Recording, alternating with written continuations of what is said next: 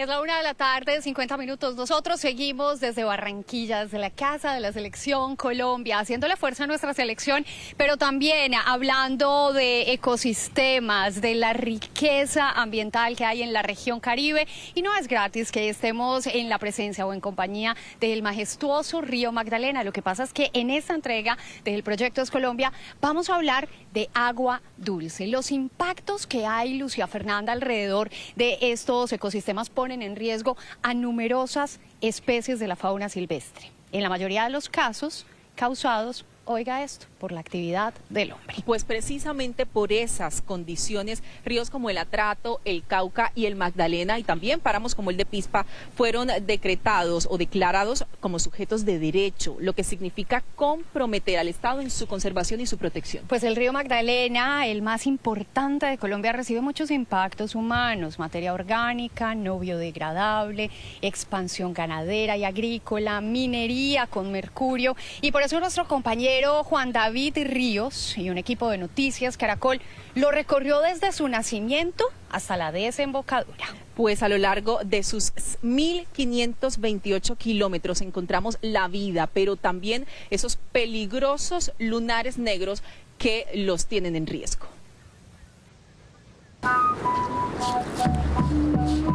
Por el río Magdalena viaja la vida silvestre y acuática. Viaja la identidad de los pueblos. Hay que recordar que el río es andino y caribeño al mismo tiempo. Viaja la cultura, traducida en bambucos, pasillos, cumbias y tamboras. Pero también por el río Magdalena viaja la muerte, la violencia, el descuido y la contaminación. Nos obliga a un ejercicio de respeto sobre ese río múltiple, que no tiene una identidad, sino muchas, que las va llegando a ellas y las va dejando y las va transmitiendo más adelante. Germán Ferro es geógrafo, antropólogo e historiador. Como pocos, conoce el río Grande de Colombia, sus claros y sus oscuros. Es un río siempre cambiante, siempre se va modificando. Nos dimos a la tarea de recorrerlo, de la mano de la Corporación Autónoma Regional del Río Grande de la Magdalena, desde el páramo de Las Papas hasta Bocas de Ceniza. Sus 3 cuencas, sus 1.528 kilómetros, de los cuales 900 son navegables.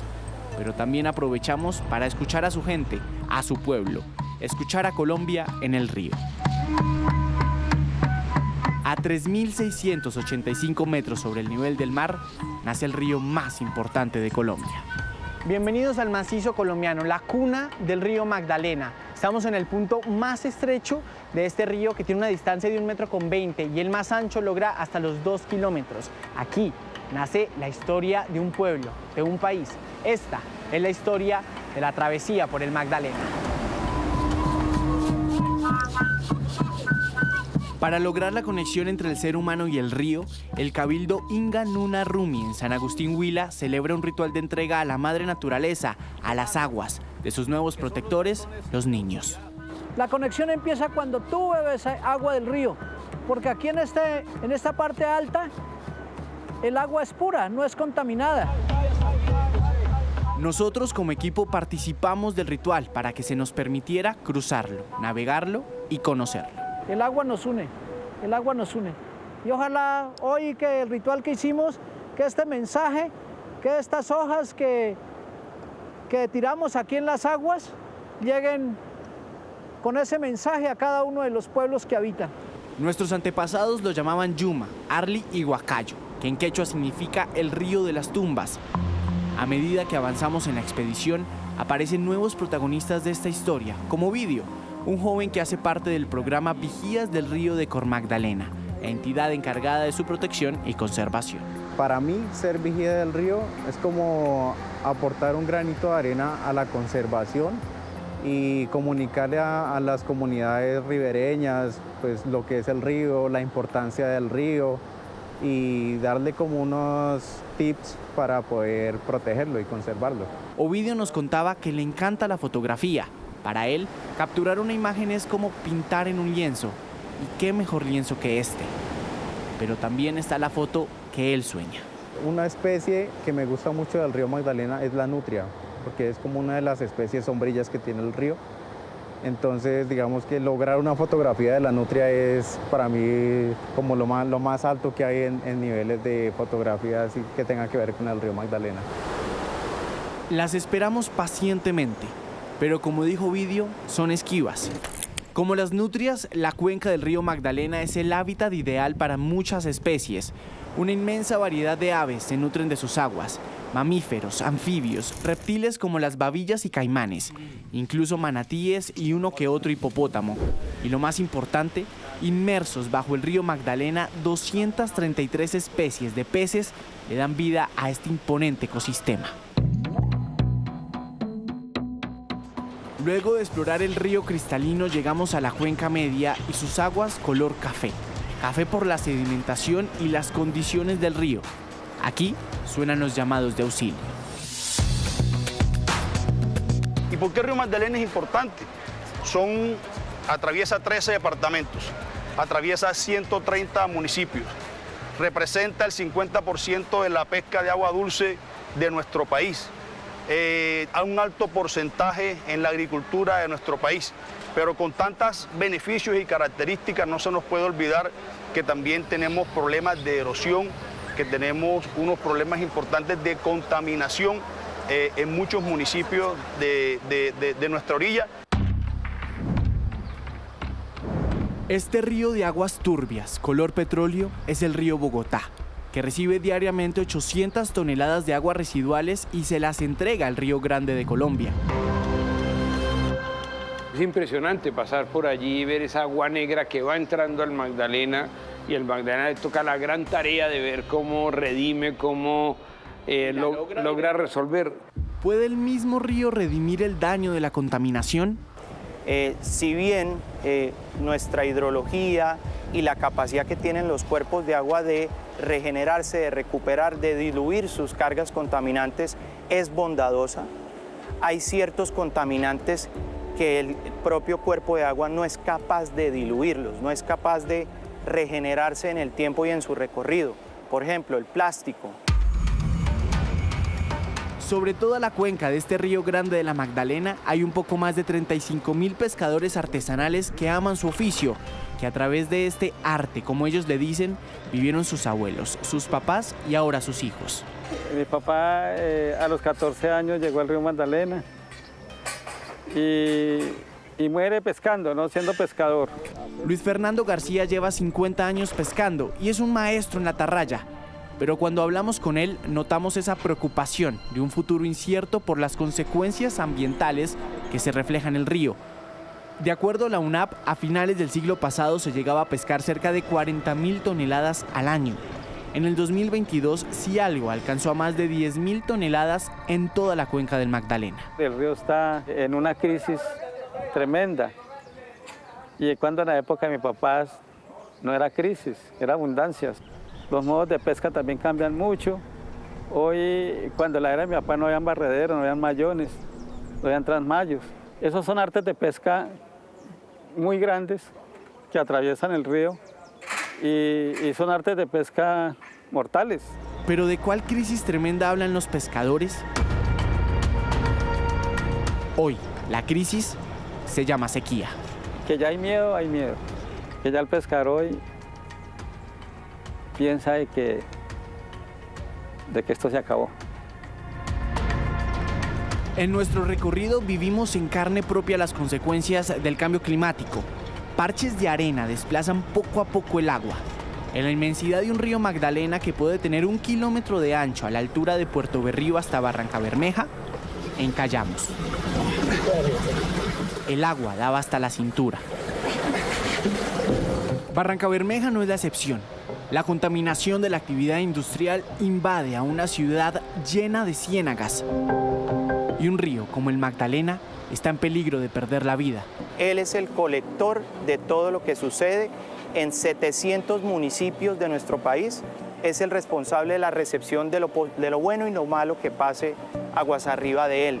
Y sí, el agua corre, no se queda quieta.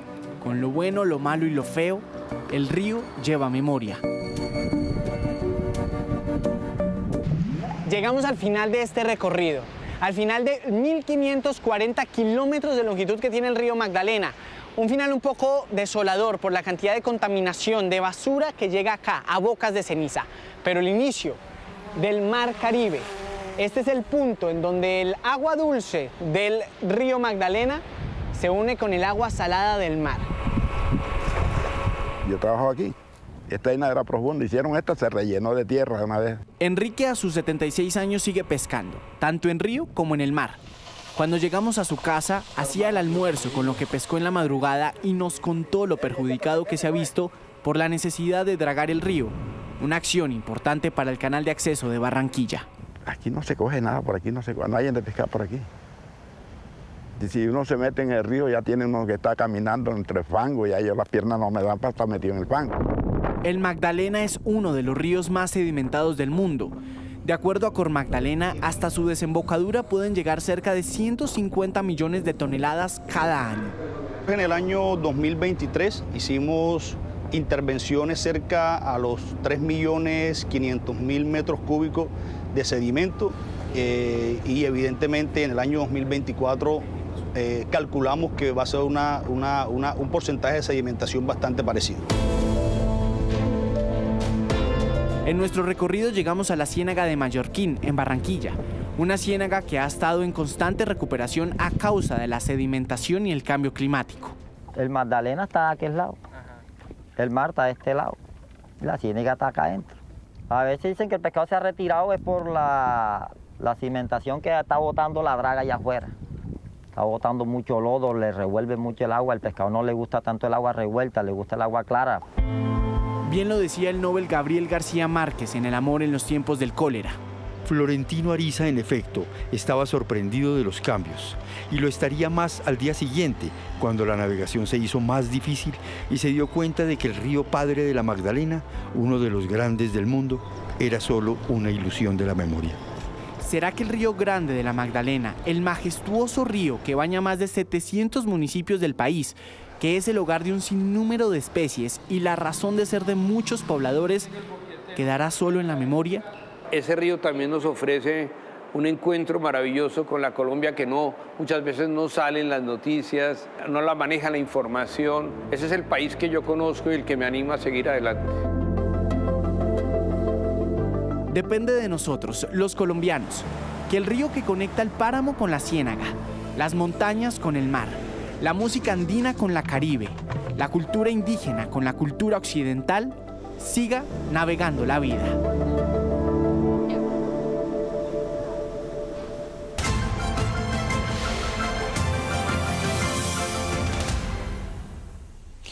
Ahora son las 8 de la noche, 5 minutos. Nosotros continuamos desde Barranquilla y desde ese gran malecón del río y al lado del majestuoso río Magdalena tenemos una nueva entrega del proyecto Es Colombia Camino a la COP16. No es gratis que tengamos ese símbolo del río Magdalena a nuestras espaldas, el caimán.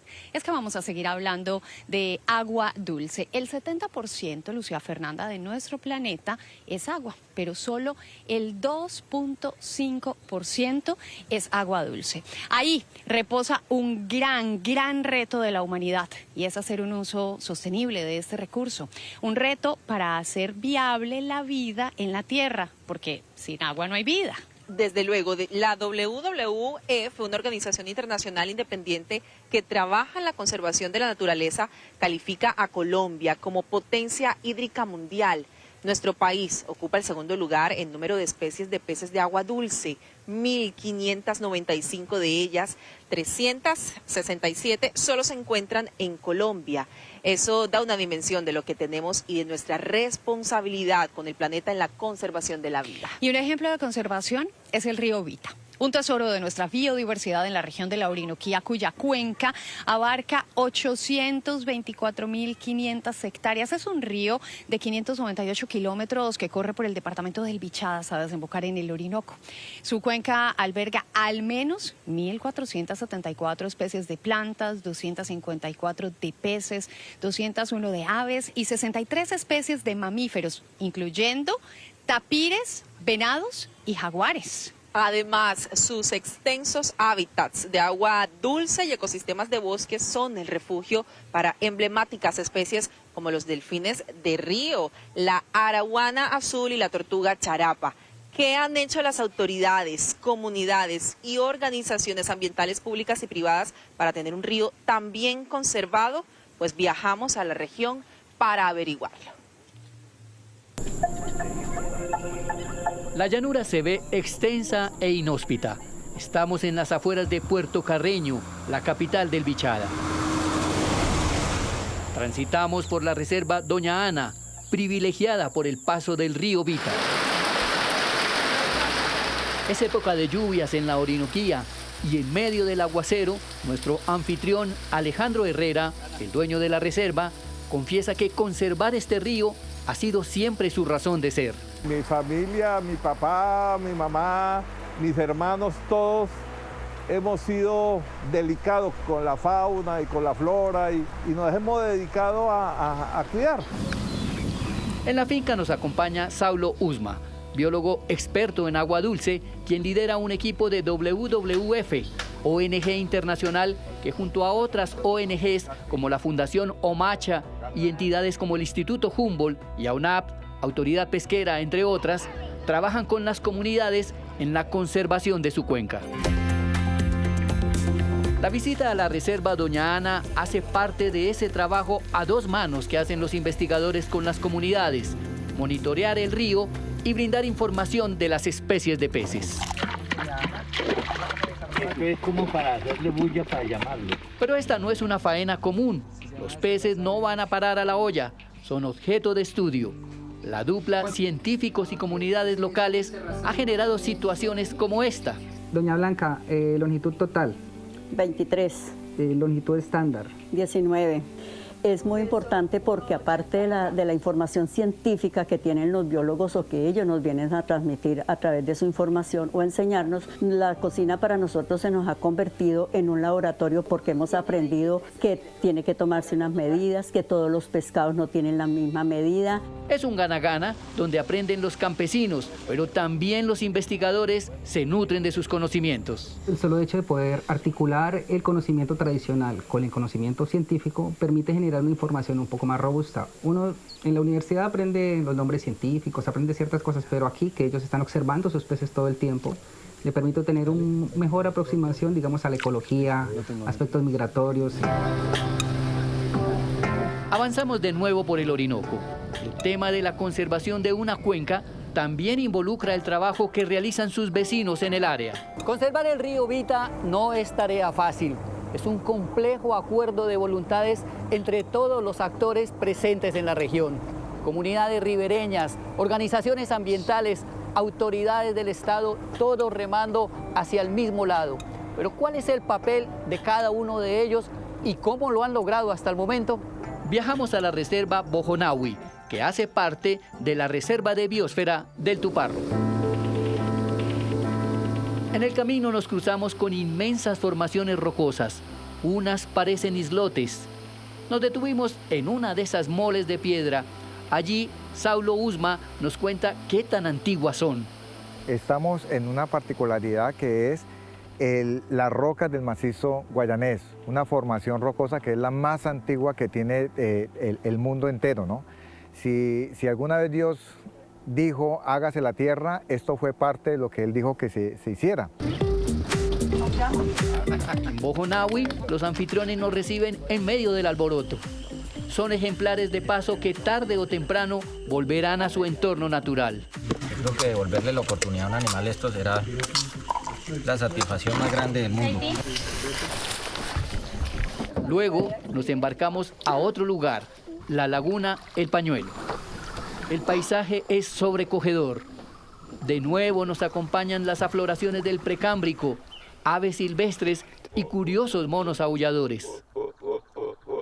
Finalmente, llegamos a la laguna. Guardamos silencio para escuchar el ambiente natural.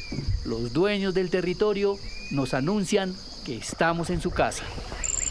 Erika Gómez, bióloga de la Fundación Omacha, nos habla de la importancia de este lugar. La laguna El Pañuelo es una laguna única en el territorio, está conformada por afloramiento rocoso, es la única laguna que existe en este sector, que podemos encontrar roca hacia los dos lados. Es una madre vieja, es un cuerpo de agua muy importante para especies como el delfín rosado. La siguiente parte de esta historia nos lleva a un evento muy importante en la capital del departamento. Mi nombre es Andrés Bañardo Cuevas, vengo de la Primavera Bichada también, de la finca El Delirio, cuenca alta del río Vita. La reunión convoca a pescadores de la cuenca alta, media y baja del río Vita y es el resultado de un trabajo pedagógico que realiza el equipo de WWF con sus habitantes. Hay unas artes de pesca que están especificadas, unos anzuelos, unos nylon, unas atarrayas. No se debe pescar con chinchorros, con redes. La actividad busca concientizar a los pescadores de la importancia de respetar las vedas, es decir, el periodo en que no se pesca para no acabar con el ciclo natural del crecimiento de los peces. Yo creo que sigue un paso adelante que es control y vigilancia. Control y vigilancia hecha por los locales. Además, pasar de la palabra a los hechos. El evento busca premiar su compromiso. Los pescadores dejan sus viejas redes, algunas nocivas en el proceso de la pesca, y reciben unas nuevas. Un acuerdo de buenas intenciones entre comunidades y autoridades, donde aprenden todos. Estamos nosotros en la cuenca alta del río Vita, donde nace. Ha sido aprender que los pescados cuando tienen los huevos, eso en particular no lo sabíamos. Otra parte de la tarea la hacen las autoridades. Podemos como autoridad y el trabajo conjunto con ellos sacar adelante todo este tema que nos propusimos ya desde noviembre de 2022 cuando salieron estas resoluciones y que ya llevamos más de un año en su implementación.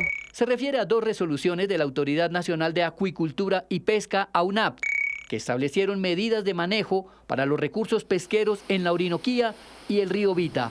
Un logro de todos y de gente que le pone el alma como Jaime Rivillas. Cuando se captura de este tamaño, él por lo menos una vez en su vida dejó sus huevos en el lecho del río y se asegura la descendencia. El monitoreo es constante, verifica tallas y medidas, sobre todo que no se violen los periodos de veda. Cuando usted empieza el tema de protección del río, entonces ya el impacto del hombre de estar generando presión de pesca sobre el río Vita disminuye un poco. Entonces eso nos garantiza que ese río nos sirve de sala cuna para que las especies se reproduzcan, desoven y luego bajen en cardúmenes a poblar los ríos grandes. La Armada también hace su parte con trabajos de articulación y controles en el río. Unos controles más exhaustivos porque es un sitio protegido, no tenemos muchos sitios protegidos en el mundo. Nosotros organizamos a las entidades externas, organizamos a la comunidad y hacemos patrullaje. El río Vita fue declarado en 2018 como un sitio Ramsar. El convenio Ramsar es un convenio internacional que sienta las bases para la conservación y el uso sostenible de sus cuencas. Es uno de los pocos sitios del mundo donde la totalidad del río, sus 598 kilómetros, están protegidos. A orillas del Gran Vita se dieron cita los representantes de las comunidades de las 3 cuencas. Allí reflexionaron sobre su experiencia. No solamente ir y pescar y ya sentarnos en la mesa, sino el estudio que le estamos dando al mismo pez que nos da las cuencas Río Vita. Pero también hay una unión generacional que queremos destacar, en términos que ustedes están viendo a los padres transmitiéndole a sus hijos y estamos viendo cómo los jóvenes y cómo las mujeres están empoderándose y están apropiándose no del problema, sino de las soluciones, de la toma de decisiones. Un trabajo a conciencia con los más jóvenes. Estas 3 niñas ya son lideresas en sus comunidades. Cada una es consciente de su compromiso con el río. Todos los ecosistemas que queremos conservar y cómo estos influyen tanto en la economía, en el medio ambiente y todos los demás aspectos que nos benefician en sí a todos. Concientizarnos a todos, adultos, jóvenes y hasta niños, de que desde que iniciemos, tengamos esa imagen de querer cuidar lo de nosotros, porque a un futuro todo esto va a seguir siendo de nosotros. Hay demasiada contaminación también, porque la población esto no ayuda, por decir, con las cosas naturales ni nada de esto. Y pues me parece algo difícil, pero no imposible de lograr. La cuenca baja, es decir, su desembocadura que llega muy cerca a Puerto Carreño, es el sector más delicado, pues enfrenta los impactos de las poblaciones más grandes y también de la cercanía con el vecino país, Venezuela. Entonces, nosotros tenemos veda acá en Colombia, allá no. Entonces el hermano venezolano, desafortunadamente, el que viene acá, dice, no, pues como nosotros allá no tenemos veda, entonces nosotros seguimos lo que pasa allá. No, aquí hay que hacer cumplir esa parte de la ley. El río Vita es compromiso de todos, un patrimonio nacional y del mundo. Ejemplo del camino a seguir en la protección del uso sostenible de nuestros ríos. Sus pobladores aman su río y tienen muy claro que son ellos sus guardianes y lo seguirán defendiendo por siempre.